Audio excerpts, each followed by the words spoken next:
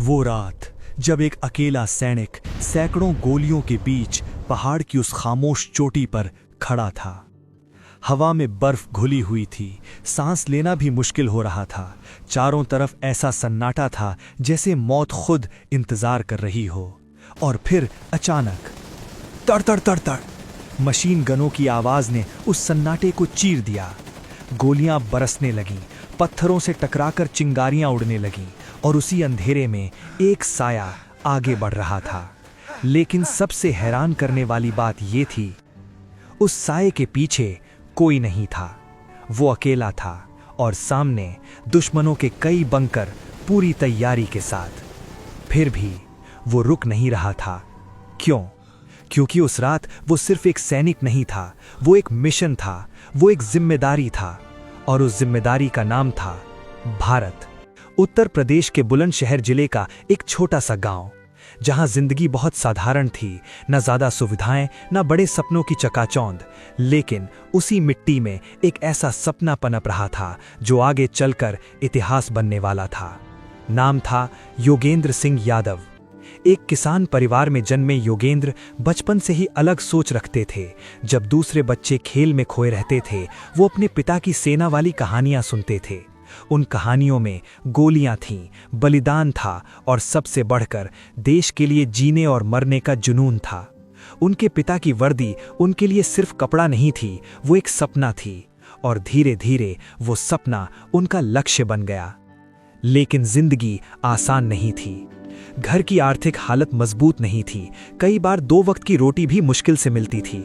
लेकिन इन सब के बीच उनका सपना कभी छोटा नहीं हुआ। सिर्फ 16 साल की उम्र में उन्होंने फैसला कर लिया, मैं सेना में जाऊंगा, चाहे कुछ भी हो जाए। लोगों ने रोका, कहा अभी उम्र नहीं है, अभी समय नहीं है। लेकिन जो इंसान अंदर से तय कर लेता है, उसे कोई नहीं रोक सकता। सेना की ट्रेनिंग, जहां हर दिन आपको तोड़ा जाता है, जहां हर कमजोरी को बाहर निकाला जाता है, जहां आपको इतना धक्का दिया जाता है कि या तो आप टूट जाओ या फिर कुछ और बन जाओ। योगेंद्र टूटे नहीं, वो और मजबूत बनते गए।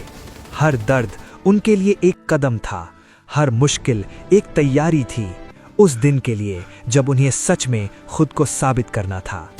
फिर आया साल 1999, कारगिल की वो ठंडी खामोश पहाड़ियां, जहां हर चोटी एक युद्ध का मैदान बन चुकी थी।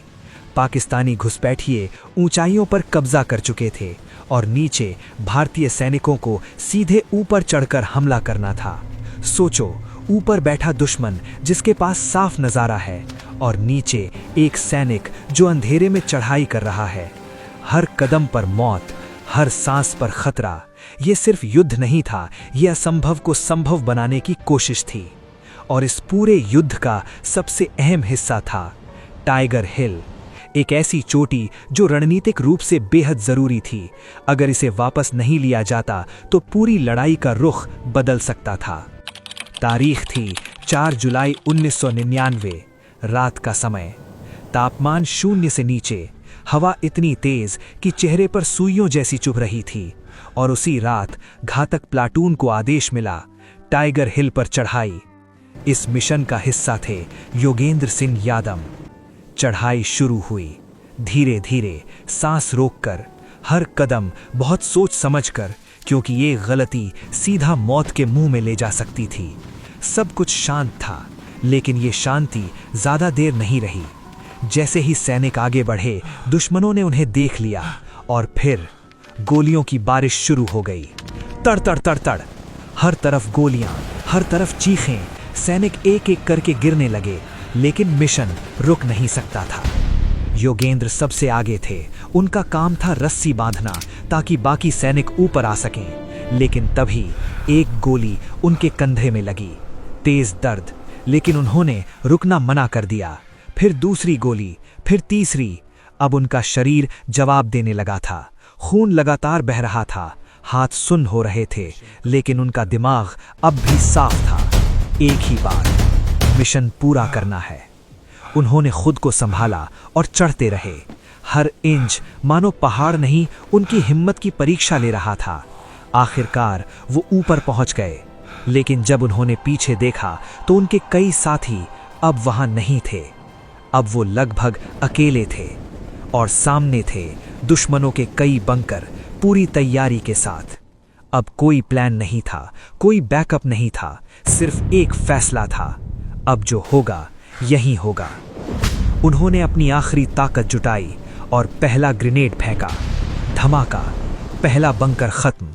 दुश्मन चौंक गए, उन्हें लगा पूरी टुकड़ी आ गई है, लेकिन सच ये था वो सिर्फ एक आदमी था जो अकेला पूरी लड़ाई लड़ रहा था। अब शुरू हुई असली जंग। योगेंद्र रेंगते हुए आगे बढ़े, दूसरा ग्रेनेड, दूसरा बंकर, तीसरा हमला। हर बार मौत करीब आती, लेकिन हर बार वो उसे पीछे छोड़ देते। गोलियां उनके पास से गुजर रही थीं, पत्थर टूट रहे थे, आसमान में बारूद की गंध फैल चुकी थी, लेकिन उस सब के बीच एक घायल सैनिक लगातार आगे बढ़ रहा था। उनकी सांसें तेज हो रही थीं, दिल जोर से धड़क रहा था, खून लगातार बह रहा था, लेकिन उनके अंदर एक अजीब सी शांति थी, जैसे उन्हें पता हो आज जो करना है यही करना है। लेकिन शरीर की भी एक सीमा होती है और आखिरकार वो जमीन पर गिर पड़े। अब हिलने की ताकत भी नहीं थी। आंखों के सामने अंधेरा छाने लगा। दुश्मनों ने सोचा ये खत्म हो गया और वो आगे बढ़ गए। कुछ देर बाद एक हल्की सी हरकत हुई, उनकी उंगलियां हिलीं, धीरे धीरे उन्होंने आंखें खोलीं। वो अभी भी जिंदा थे और यहीं इस कहानी का सबसे बड़ा मोड़ था। उन्होंने खुद को घसीटा, धीरे धीरे दर्द से लड़ते हुए दुश्मनों के करीब पहुंचे। वहां उन्होंने उनकी बातचीत सुनी, उनकी योजना समझी और उसी पल उन्होंने फैसला लिया, अब आखिरी वार करना है। उन्होंने फिर हमला किया।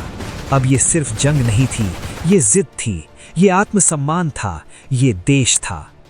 किसी तरह उन्होंने ये जानकारी अपने साथियों तक पहुंचाई और फिर भारतीय सेना ने रणनीति होने से पहले अंतिम हमला शुरू हुआ।